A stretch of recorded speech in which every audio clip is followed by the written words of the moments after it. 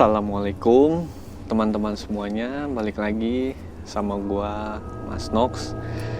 Jadi di sini gua bakalan bercerita kembali tentang kisah-kisah misteri yang dimana di sini gua mengalaminya sendiri. Jadi gua juga sempat lupa sama cerita ini, cuman kebetulan kemarin gua ketemu temen gua dan dia bilang, "Lu kenapa nggak nyeritain cerita lu aja yang waktu kita naik gunung?" "Yang mana?" "Itu yang di Gunung Gede." Dan gue langsung ingat-ingat kembali, ternyata bener gue pernah ngalamin itu. Karena setiap gue ngalamin itu, gue sebisa mungkin harus segera lupa. Karena ya gue sendiri pun bisa dibilang orangnya penakut ya. Jadi gue gak mau mengingat-ingat, cuman kebetulan karena temen gue ngingetin lagi, akhirnya gue flashback. Oke, gue nemu nih ceritanya. Dan di sini gue itu tepatnya tahun 2014. Pada saat itu tuh gue baru pertama kali yang namanya naik gunung. Dan gunung itu Gunung Gede, yang kebetulan ada di Bogor ya, gak jauh dari Bogor. Jadi waktu itu 2014 gua naik gunung sekitar berapa orang ya? Kurang lebih 12 orang. 8 orang itu dari anak-anak sekolah gua, dan ada satu guru yang kebetulan guru tersebut yang ngajak kita semua untuk liburan, yuk kita naik gunung aja. Yang deket-deket gunungnya, kata dia. Yaudah yuk, dan akhirnya teman-teman gue pada sepakat ke Gunung Gede. Nah, yang 4 orang ini itu bisa dibilang temennya temen gue. Jadi temen gue itu punya temen lagi yang biasa ngantar orang buat naik gunung. Jadi tour guide-nya lah. Yang kita kan nggak mau ngambil resiko ya, awal-awal pendakian kan minim pengalaman dan belum tahu apa yang harus dilakuin ketika pada saat pendakian tersebut. Jadi ya udah kita pakai jasa temen gue ini. Dan di situ nggak dia juga nggak mau dibayar sih. Jadi ibaratnya kita cuman ngebayarin si maksinya doang, tapi untuk jasa dianya itu dia nggak usah dibayar katanya. Ya udahlah, sepakat. Pada saat itu kita ngambil weekend, Jumat, Sabtu, Minggu. Ngambil weekend yang dimana hari Jumat itu yang dimana Sabtu Minggu itu gua libur sekolah kan ya. Dan berangkat itu hari Jumat malam, tepatnya jam 11 atau jam 1 malam ya, waktu itu jam 1 deh kalau gak salah. Jadi setelah pulang sekolah, yang lainnya pada masing-masing pulang dulu ke rumah, nanti kita balik lagi ngumpul di satu tempat tersebut. Satu tempat itu di rumah guru gua. Dan rumah guru gua itu dijadiin base camp lah buat kita siap-siap buat ngecek ulang logistik segala macam, peralatan pribadi kayak sleeping bag, tenda, dicek semuanya. Waktu itu awal pendakian itu juga gue bawanya tenda pramuka, jadi tuh si frame-nya itu masih besi, bener-bener besi yang bentuknya cuman ini pasak terus tenda kayak semacam terpal kali ya. Jadi tenda segitiga gitu, pasak tenda segitiga, dan itu bener-bener lumayan berat sih kalau menurut gue dibandingkan sekarang kan frame-nya yang alloy aluminium itu bisa lebih ringan lah dibandingkan yang besi itu. Oke, singkat kita cek ulang logistik, peralatan pribadi, obat-obatan segala macam udah beres semua. Jam 1 malam kita berangkat ke Gunung Gede, base camp Gunung Gede. Kita ngambil jalur Cibodas. Nyampe di Gunung Gede sekitar jam 2 atau jam setengah 3 pagi waktu itu tuh. Kita istirahat dulu di warungnya Mang Idi. Kalau buat teman-teman semua yang udah pernah naik Gunung Gede, itu Mang Idi udah terkenal juga tuh. Jadi kita istirahat di situ. Kita numpang tidur di situ, bayarnya cuman beli kopi di Mang Idi itu. Jadi kalau kita mau tidur di situ ya paling jajan lah di warungnya, itu bayarnya. Jadi nggak usah bayar sewa tempat segala macam, nggak usah.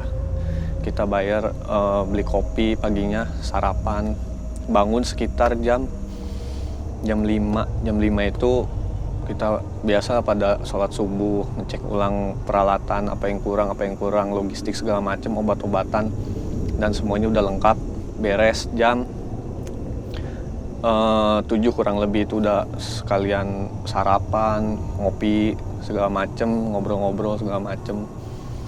Kita berangkat jam 7 menuju ke pos pemeriksaan simaksi yang ada di Gunung Gede tersebut, jalur Cibodas. Dan di pos simaksi tersebut ternyata temen gue salah booking, karena waktu itu bookingnya via online. Bukan via online tapi langsung datang ke sana. Jadi belum ada via online ya kalau nggak salah. Jadi temen gue langsung datang ke sana, yang harusnya kita naik hari Jumat, tapi itu malah kita naiknya hari Sabtu. Jadi udah ngaret 1 hari. Dan di situ jadi permasalahan lah segala macem. Kita negosiasi sama petugas yang ada di sana. Ternyata tetap nggak bisa diizinin. Akhirnya kita turun lagi ke bawah, tarik ke bawah. Kita berdiam di salah satu warung warga lokal, warlock lah ya. Di situ namanya itu penjaga warungnya Kang Angus. Nah, bagi teman-teman semua yang udah pernah naik Gunung Gede, apalagi yang udah naik bareng sama gue yang simaksinya biasa diurusin, pasti melalui beliau Kang Angus ini.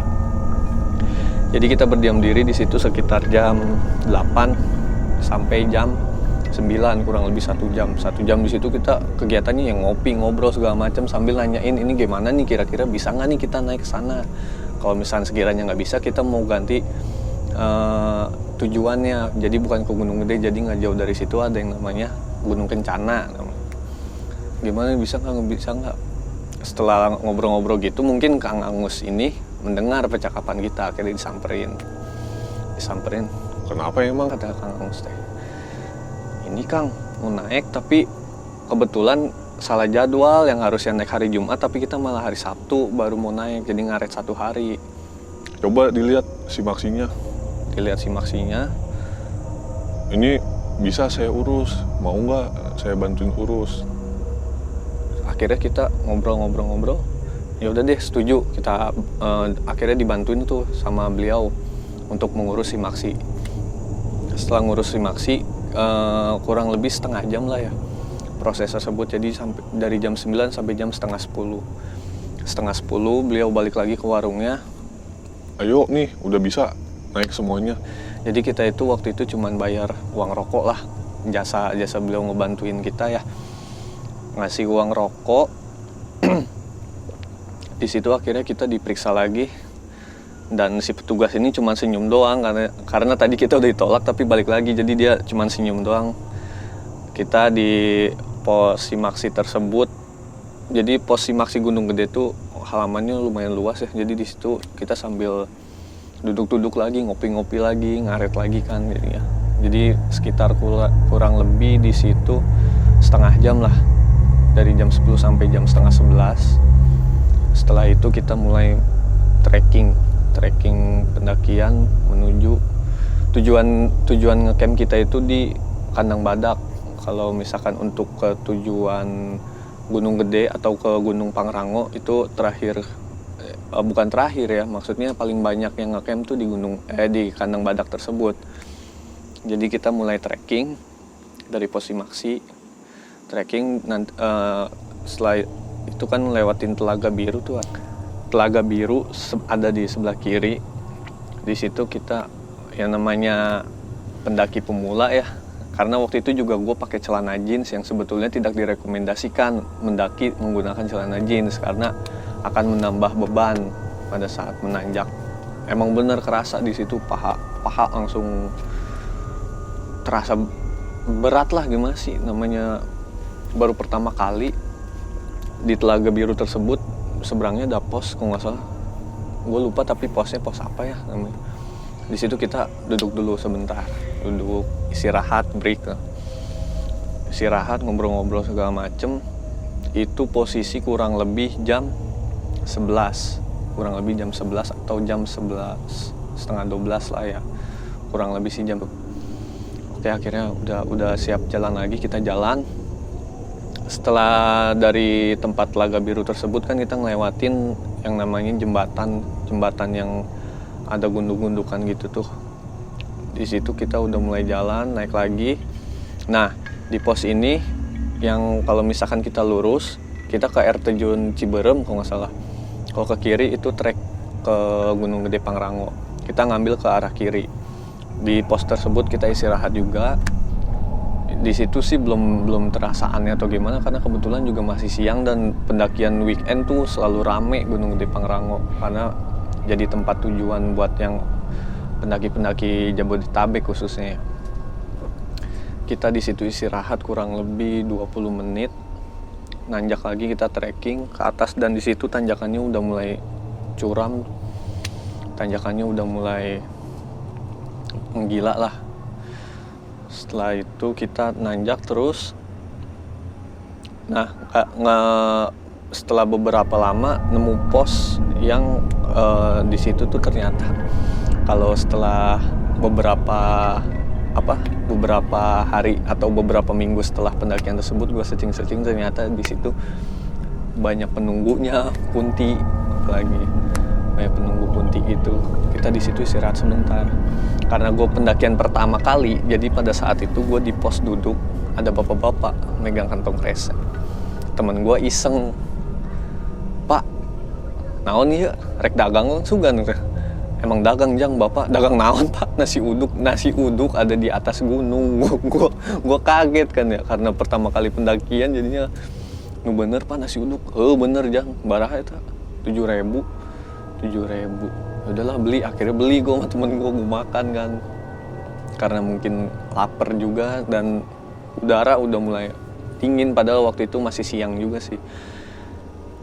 Kabut agak turun tapi nggak begitu tebal, tipis kabutnya. Setelah di situ sejam ya kurang lebih, pokoknya banyak berhenti sih karena mungkin masih pemula jadi banyak istirahatnya. Sejam di situ akhirnya gue ngelanjutin lagi pendakian ke atas. Pendakian ke atas nggak terasa gue udah nyampe di trek air panas. Nah nanti gue kasih gambarnya trek air panas. Jadi di situ treknya itu sebelah, kalau untuk jalur arah ke Kandang Badak sebelah kirinya itu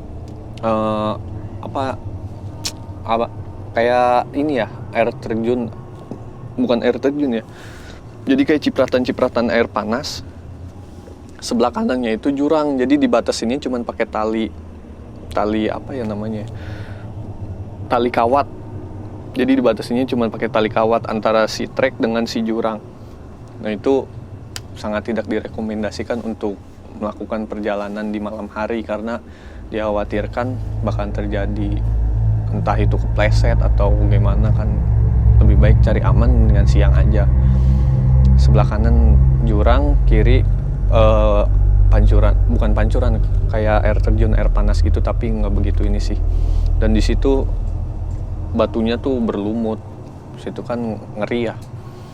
Akhirnya setelah ngelewatin trek air panas tersebut, gua istirahat di pos, ada pos di situ, yang dimana posnya agak naik sedikit dan di bawahnya itu ada semacam bukan penampungan ya, kolam air panas tapi langsung ngalir gitu, sungai kecil gitu. Di situ gue ngerendam kaki sama teman-teman gue semuanya. Rendam di situ, kita masak mie, nyeduh kopi, ngerokok. Pokoknya banyak berhentinya. Jalan 5 meter berhenti, jalan 10 meter berhenti. Pokoknya gitu terus. Nggak terasa kita di situ udah 1 jam. 1 jam di situ, badan udah mulai dingin kan. Makanya bagusnya kalau misalkan kita mendaki belum sampai ke tempat tujuan, kalau emang nggak capek-capek banget, jangan terlalu lama berhenti karena itu akan menurunkan suhu tubuh kita, jadi terasa dingin. Nah akhirnya kita setelah makan, ngopi, segala macem beres, kita rapiin ulang, logistik kita masukin lagi ke carrier. Mulai kita naik lagi ke atas. Naik ke atas, nggak jauh dari situ udah sampai di Kandang Batu. Nah patokan gua pokoknya kalau ada tulisan kandang berarti nggak lama lagi Kandang Badak. Dan ternyata bener aja, nggak lama dari Kandang Batu, Kandang Badak. Tapi ya jaraknya lumayan lah. Di situ posisi jam setengah 4 apa jam 4 gitu ya. Jam 4 kurang lah, kurang lebih. Jam 4 kurang gue di kandang batu. Di situ gue nggak break sama teman-teman gue. Jadi tetap ngelanjutin perjalanan karena udah sore juga, takut kesorean di jalan. Akhirnya jalan terus sampailah di kandang badak. Nah, nanti kandang badak gue kasih juga fotonya. Di kandang badak ini kita ngedirin tenda. Dari 12 orang berarti kita ngediriin tenda 3 tenda. Masing-masing ya diisi, ada yang 4 orang, ada yang 3 orang. Itu kita tenda tuh misah-misah, jadi 2 tenda berdempetan, 1 tenda ada di seberang karena posisi kandang badak saat itu juga lagi rame sih. Jadi kita nggak bisa nyari lahan yang benar-benar bisa berdempetan atau enggak seberang-seberangan langsung. Jadi tenda gue kebetulan di posisi sini di kanan, tenda satu lagi di posisi kiri. Di sini trek yang buat naik ke atas ke kanan kandang badak, kanan Pangrango lurus Gunung Gede. Dan di seberang sini nih, seberang trek ini tenda yang satu lagi, tenda pramuka itu. Akhirnya kita buka tenda jam 5 sore. Jam 5 sore kita buat tenda rapi-rapi semuanya. Setelah itu gue sama yang lainnya lanjut sholat asar karena belum sholat juga kan. Di situ gue mulai masak-masak segala macem sama yang lain. Ngopi, ngerokok, ngobrol segala macem. Nanti ada fotonya yang dimana itu pada tahun itu kita nggak ada yang punya HP kamera bagus karena masih pada minim kameranya juga, nanti juga gambarnya pecah pas ditampilin. Situ kita ngopi, ngerokok segala macem, gak kerasa udah jam 11 malam. Akhirnya gua sama yang lain siap-siap buat tidur, ngatur tempat segala macem. Selama tidur itu juga gua nggak maksudnya nggak tidur merem pules gitu, nggak. Beberapa kali gue bangun karena posisi gue di sebelah trek, tapi setiap gue mau tidur gue denger suara langkah kaki dak tuk, jadi kayak suara pendaki naik gitu, tapi cuman 1 orang dari langkah kaki dak tuk gitu. Nah, gue di situ nggak mikir yang aneh-aneh karena gue mikir rame ini mungkin ada yang naik kali, karena posisi si suara kakinya itu kayak naik, jadi bukan kayak turun. Dak tuk. Kebetulan gue di situ posisinya tidur di dekat pintu ya, jadi ini gue di sini langsung pintu tenda nih. Nah, di situ kan pasti kedengeran banget ya. Dan di situ gue berempat, satu tenda itu berempat. Jadi sebelah sini gue, ini temen gue, yang 3 orang ini temen gue. Dan kebetulan yang ngedenger suara langkah kaki tersebut gua yang ada di dekat pintu sama temen gua yang paling ujung. Jadi yang 2 ini ngorok aja, nggak ngedenger suara langkah kaki atau apapun. Pas gua bangun jam kurang lebih jam 1:30 lah gua bangun. Jam 1:30 gua bangun, gua penasaran kan nih kok nggak berhenti langkah kaki ya. Sebanyak apa sih pendaki pada saat itu? Gue duduk, gue nengok ke kanan, ternyata temen gue juga udah duduk. Karena posisi tidur gue gini nih, ngebelakangin temen-temen gue, jadi ngadep ke pintu. Tapi pas gue bangun, gue nengok ke kanan, lah temen gue duduk, kata gue, lu belum tidur? Belum, berisik banget langkah kaki, kata dia. Iya, gue juga ngedenger, kata gue kan gitu ya. Mau gimana, tuh namanya juga kita rame-rame kan di situ, ada banyak orang gitu maksudnya. Akhirnya udahlah nggak usah dengerin, tutup aja kuping lu, tutup pakai sleeping bag, ditutup kan. Akhirnya biar maksudnya tuh biar tidurnya nyenyak lah, karena kita kan harus nyiapin tenaga buat summit pagi-paginya. Oke tuh akhirnya di situ gue sebenarnya di situ nggak bisa tidur karena udah tidur terus kebangun kan pasti seger tuh. Tapi gimana caranya gue harus tidur nih karena gue nanti mau summit. Akhirnya gue paksa merem, akhirnya merem juga sih, emang ngantuk juga. Gue merem di situ, terus sekitar jam 4 pagi jam 4 atau jam setengah 5 pagi kita semua bangun. Kita semua sholat subuh, terus ya makan cemilan-cemilan sama minum yang hangat-hangat karena kan kita mau summit ya.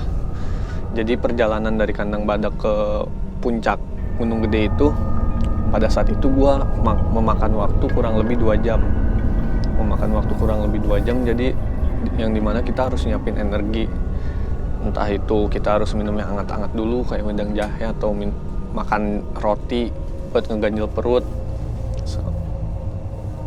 Di situ beres sholat subuh, makan cemilan, minum yang hangat-hangat, baru kita mulai start pendakian. Dan di sini yang ke puncak Gunung Gede itu gue cuma 8 orang. Karena 8 orang ini ke puncak Gunung Gede dan sisanya 4 orang ini mereka mau ke Pangrango. Jadi kebagi 2. Nah kebetulan kan kita nggak tahu treknya nih ke Gunung Gede kemana ya. Akhirnya si temen gue ini, tour guide-nya ini nganterin dulu tuh sampai pertigaan yang ke kanan Pangrango, lurus ke Gunung Gede. Dia nganterin dulu sampai situ. Kata dia, udah di sini ngikutin treknya aja ya, jangan belok-belok, pokoknya ikutin trek yang batu-batu ini, jangan ada yang belok-belok, kata dia. Di situ kita mulai dilepas tuh. Dan yang summit pada saat itu kebetulan dari grup kita doang, dari grup pendaki lain entah itu udah ada yang duluan atau yang summitnya nunggu matahari terbit. Oke, kita start trekking. Di sini keanehan mulai terjadi karena yang dimana setelah pertigaan tersebut gue ngerasa gue masuk ke sebuah perkampungan. Dan kebetulan yang merasakan ini itu bukan gue doang, tapi temen gue yang di dalam tenda tuh yang barengan sama gue, yang dia ngedenger suara langkah pendaki, itu dia juga ngerasa kalau kita tuh masuk ke sebuah perkampungan. Kebetulan gue posisinya itu ada di paling belakang dan temen gue yang satunya lagi tuh paling depan. Jadi teman-teman gue sisanya ada di depan. Jadi di situ gue kurang lebih ada 6 cowok 2 cewek. 6 cowok 2 cewek. Cowok yang pertama itu dia posisinya anggap aja lah cowok A, inisialnya A. Cowok si A ini dia posisinya paling depan. Lalu disusul dengan perempuan 2 di belakang si A. Setelah si A, si cowok B, C. Lalu ada temen gue yang si inisial D. Nah temen gue yang ini nih yang ngerasa ini, sebut aja inisialnya Abi. Bukan inisial ya, itu mah namanya Abi. Dan ini gue paling terakhir. Akhirnya kita mulai start pendakian. Gue sebenarnya ngerasanya kok kanan kiri kayak banyak rumah ya. Dan di situ kan gue mikir, gue ngomong gak ya ke yang lain ya, oh yang ngerasa kita masuk perkampungan gak? Tapi gue mikir lagi, pesan dari orang-orang yang udah pernah naik gunung, pokoknya kalau selama di gunung ngerasa yang aneh, jangan ngomong di tempat jangan ngomong pada saat di atas, ngomongnya di bawah aja. Tapi ya udah gue tahan dulu kan. Nah setelah gue tahan, udah jalan sekitar 20 menit lah. 20 menit udah jalan, temen gue si Abi ini nengok, lu ngerasa gak sih kalau kanan kiri kita itu ada rumah kan? Ya dia malah bilang, kata gue teh, iya gue ngerasa, kata. Ya udah akhirnya udah jalan aja, kata gue bilang jalan aja terus, jalan. Akhirnya kita, nah di situ tuh gue makin terasa banget gitu kalau misalkan kita itu tuh ada di sebuah perkampungan. Tapi ya udahlah, jalan terus. Setiap gue ngelangkah, gue itu bilang punten. Setiap ngelangkah permisi, setiap ngelangkah assalamualaikum. Jadi setiap langkah gue selama gue ngerasa ada di perkampungan tersebut, gue selalu ngucapin kata-kata itu berulang-ulang terus. Punten, permisi, assalamualaikum. Karena kan di situ gue jatuhnya tamu ya, dan gue nggak mau terjadi apa-apa selama gue perjalanan summit itu. Udah jalan sekitar bukan 1 jam, setengah jam kurang lebih. Si Abi ini berhenti. No, gue pengen BAB. Ya ilah, segala pengen BAB lagi. Udah buru gue tungguin. Akhirnya dia lari tuh, melipir ke kanan kan. Keluar dari jalur dia modal bawa tongkat, tisu basah sama air mineral. Dia bawa ke kanan. Terus gue ngeliat, Bi, jangan di situ, itu ada tangga rumah warga. Jauhan lagi geser. Oh iya, dia ngegeser akhirnya. Nah, setelah si Abi ini ngegeser, udah tuh gue ngebelakangin dia. Gue selama ngebelakangin dia, gue nggak berani nengok kemana-mana karena di situ penerangan minim ya, karena namanya di hutan. Jadi penerangan gue itu cuma headlamp dan gue nggak berani nyorot kemana-mana. Takutnya kan tiba-tiba nongol atau gimana kan gue repot sendiri. Jadi selama dia BAB, gue cuma nunduk sambil ngerokok. Dan kebetulan gue udah nyeduh kopi di tumbler. Gue ngerokok sambil ngopi. Dia tiba-tiba nepok, ayo jalan. Yaudah ayo jalan. Terus ya, dia bilang gini, tadi gue kayaknya gue BAB-nya di bawah rumah warga dah. Ya ilah, kata gue, lu mah ada-ada aja sih BAB-nya di bawah rumah warga. Tapi ini kayaknya masa jadi gue tuh sama dia tuh seolah-olah kayak ngomong antara batin sama batin gitu. Masa sih di atas gunung tuh ada perkampungan gitu. Akhirnya gue nyeletuk gini, aing mah hoream da tinggal di dieu, rek ka pasar hese kudu turun gunung heula. Gue ngomong gitu tuh ke si Abi ini. Dia ngomong, oh aing mah sanget dah tinggal di dieu teh. Gue ngomong gitu. Sebetulnya itu nggak boleh ya diucapin kayak gitu, karena biar gimana juga kita harus menghargai mereka yang nggak terlihat yang tinggal di sana. Tapi ya karena ini mulut nakal aja nih. Akhirnya nggak lama dari itu kita sampai di sebuah tanjakan setan. Tanjakan setan tuh terjal lah pokoknya, bermodal tali karabiner. Jadi tali karabiner itu membentang di sepanjang trek tanjakan setan itu. Kita naik satu-satu. Nah, di situ kita baru ketemu sama grup pendaki lain, dan selama pendakian sampai puncak dengan grup pendaki tersebut aman-aman aja. Malah setelah ngelewatin tanjakan setan, kita ngerasa udah keluar dari perkampungan tersebut. Kita sampai di puncak sekitar jam 7 lah ya. Jam 7 kurang lebih. Jam 7. Di puncak kita foto-foto segala macem. Dan nggak mau melewatkan momen, kita akhirnya dari puncak turun ke alun-alun Surya Kencana. Kalau turun itu ke alun-alun Surya Kencana kurang lebih setengah jam, naiknya sejam lah. Kita turun ke sana. Akhirnya kita jajan warung juga jadi di puncak Gunung Gede itu ada warung. Jadi kita jajan dulu, beli gorengan, beli es segala macem.